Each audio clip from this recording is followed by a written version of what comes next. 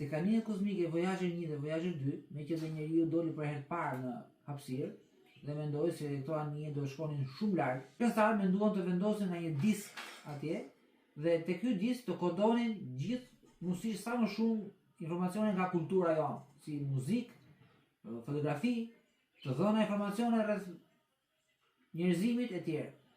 Dhe këto informacione janë të koduara atje, të koduara në mënyrë natyrale që çdo specie alieni, siç u mendua atëherë, të mund t'i dekodonte, t'i shkodonte ata.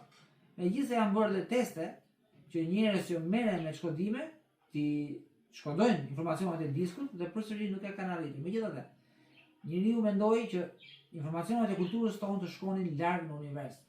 Sot ne shohim që anija kozmike sapo ka lënë sistemin tonë dellor, domethënë është shumë afër me ne. Dhe është një largësi gati e pamajgjinueshme në shumë e vogël në krahasim me yllin më të afërt që kemi ne.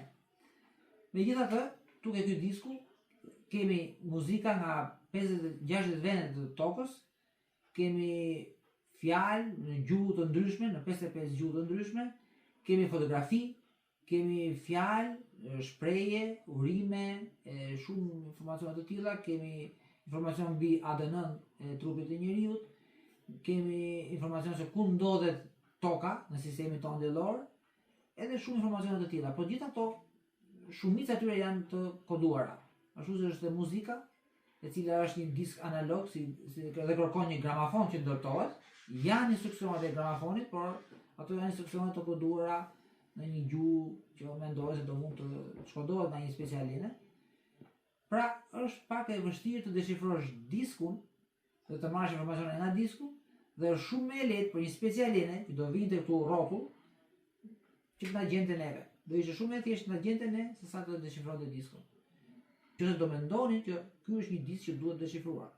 Megjithatë, ndryshe nga ç'mendoi në vitet 70-80 kur këto anije u nisën, anije Voyager e Pioneer, dhe mendonin se këto anije do shkonin tek yjet, do takoheshin nga alienët, me zhvillimin e shpejtë të teknologjisë do arrijnë të formohen anije që janë shumë herë më të shpejta se këto anije që ekzistojnë, anije Voyager dhe Pioneer.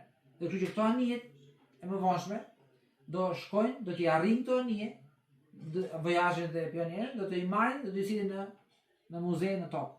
Dhe